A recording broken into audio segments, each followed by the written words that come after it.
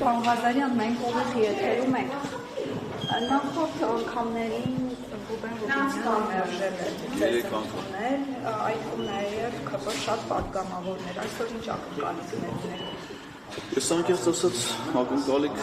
արդեն չունեմ, որովհետև ազգային ժողովի աշխատակազմի աշխատակիցները հեռախոսով արդեն են զանգել եւ տեղեկացրել են, որ Ռուբեն Ռուբինյանը չի պատրաստվում ինձ ընդունելության արժանացնել, ինքը շատ հստակ, վստահ, չեն էլ վախենում դա ասելուց, մեն միայն ձեզ, պարոն Ղազարյան, նպատակահարմար չի գտնում։ Ես հարցնում եմ ուրիշ քաղաքացիներ կան գրանցված, այո, ուրիշ քաղաքացիներ կան, նրանց ընդունելությունը կայանալու է, շինելու միայն ձեզ էլ, այսինքն պարզ հստակ ասում եմ, որ դա խտրական վերաբերմունք է, պայմանավորված քաղաքական է։ Իմիջիայլոց Ռուբեն Ռուբինյանի պարագայում ազգային ժողովից նամակ են գրել մի-բին, դե ես մի-պել եմ, չէ, դիմի հազանգել են, որ խտրականության համար, ասում են, Էդգար Ղազարյանը ընդունելության չի արժանացել Ռուբեն Ռուբինյանի եւ Հակոբ Արշակյանի կողմից, որպես քաղաքական գործիչ։ Իսկ գրում են, որ պատճառը իմ քաղաքական Հայաստանի խտրականության ակնհայտ դրսևորումն է։ Ու արդեն նաև գիտեն այդ անպատժելիության մասին, որ ես չնայած որ բողոքում եմ իրավապահ մարմինները, նրանք վարույթներ չեն նախաձեռնում, դատաները մերժում են այդ բողոքները եւ այլն, իսկ այդ անպատժելիության վիճակում են հանգիստ կարելի է այդպես վարվել քաղաքացու հետ։ Ես անկեղծ ասած այսօր ուրիշ խնդրանքով էլ երեկոյան իմ ուղիղ եթերում դիմել է ազգային ժողովի պատգամավորները եւ հիմա էլ օգտվելով առիթից դիմում եմ, որովհետեւ մինչև ուրբաթ ամեն օր ընդունելություն կա եւ ես գալու եմ ամեն օր ժամ 11-ին։ Խնդրում եմ ազգային ժողովի ընդդիմադիր խմբակցությունների պատգամավորներին բոլորին, որպեսզի, ասենք, վաղը ժամը 11-ին 30 հոգով, 34 հոգով գանստե, ես էլ եմ գալու։ Պարզ է, եթե ԿՊ-ական պատգամավորը լինի։ Դուք ընդդիմադիր խմբակցության պատգամավորներ։ Այո։ Ասենք, պատկերացրեք իրանք հիմա ստեղ լինեին, Ռուբինյանը այնտեղ հիմա ամենայն հավանականությամբ վերընկած է։ Հիմա նա ինձ չի ընդունում ակնհայտ արհամարական, չեմ տենց իրան բնութագրում, որովհետև ինքը նկատմամբ վիրավորանք է ցուցաբերում իր պահվածքով, շատ քաղաքակիրթ ձևով բնութագրում եմ իր հիմիկվանտե գտնվելու կարգավիճակ։ Հիմա եթե ստեղ լիներ ազգային ժողովի 30 պատգամավոր, ինձ չեն թողնելու, չէ՞, ես դռնից անցնեմ։ Իրանց չեն կարա չթողնեն։ 30 հոգով անցնում են գնում են էմի սրա, ասում են մատ վերկաց։ Այսինքն ոչ չես ընդունում մարդուն, ոչ չես ընդունում։ Դու չես հայտարարել ընդունելություն։ Օրը ժամը դու չես որոշել։ Կարգ կա, չէ՞, ընդունելության։ Այդ եկողը Էդգար Ղազարյանը խախտել է այդ կարգը, չէ՞, զանգել է, էլեկտրոնային պոստ ուղարկել է, գրանցվել է, ասել է ինչ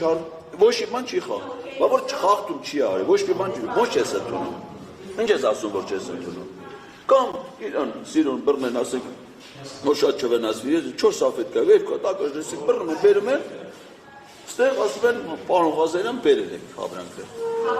Ես դրա հետ իմ ընդունելություն անցկացնում, թե ինչ եմ ասում, ինչ եմ խոսում, այդ արդեն իմ խնդիրն է։ Կամ էլ ասում են հանգիստ նստից թե պարոն Ղազարյան ձեզ ենք հրավիրումներ, ես ընդունում իր հետ հանդիպում իմ խոսակցություն վարում ձեր ներկայությամբ։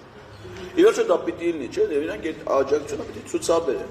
Պարոն Ղազարյան, օրինակ, եթե այս հանդիպման օրակարգը թեման այլ հարց լիներ, ոչ Նիկոլ Փաշինյանին անվստահություն հայտնելու հարցը, հնարավոր համարում եք, որ դες կարող է իմանալ։ Բայց ես ասել եմ, որ ուրիշ հարցեր լինելու։ Ասում այլ հարցեր լինելու։ Օրինակ,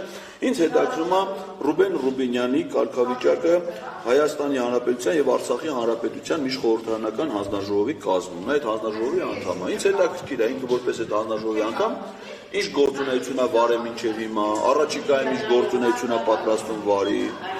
Ինքը համարվում է հայ-թուրքական գործընթացում հայկական կողմի պաշտոնական ներկայացուցիչ։ Ինձ հետաքրքիր է նրա իրավական կարգավիճակը, նրա գործողությունները այդ առումով։ Ինքը եղել է 16 թվականի մայիսին Արցախի պաշտպանության բանակում ԿՊ-ի կամավորական ջոկատի անդամ Մարտակերտի շրջանում ՊԲ զորամասերից մեկում իրականացրել է մարտական առաջադրանք զենքով հայկական բանակի զինվորական համազգեստով։ Ես ուրեմն անամիկն ինչ կարգավիճակում ա եղել։ Օկուպանտ ա եղել, ագրեսոր ա եղել, ռազմական հանցագործ ա եղել, թե դրանից հետո է դառը մեր երկրի դավայ։ Այսինքն ինքը գնացել է 16 թվականին մեր հայրենիքը պաշտպանելու, մեկ էլ ասում են մեր հայրենիքը չէր ազնիք Ադրբեջանի։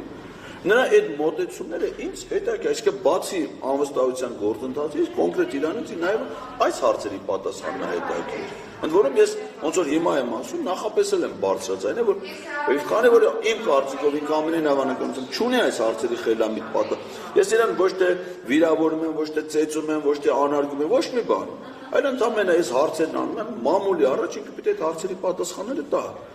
Եթե չունի այդ հարցերի պատասխանները, ինքը չի կարող լինի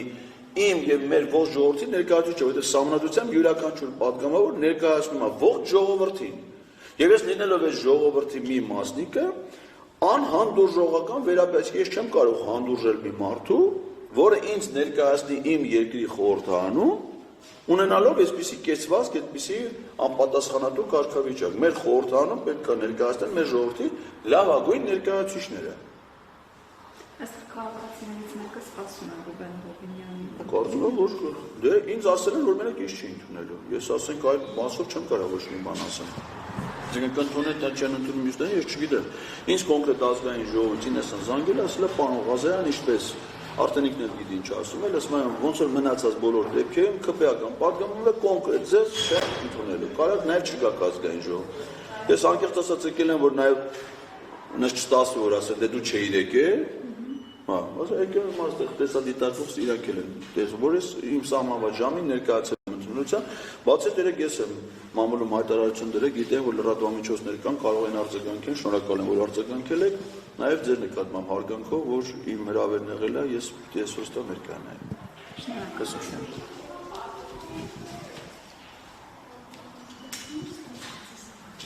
եմ։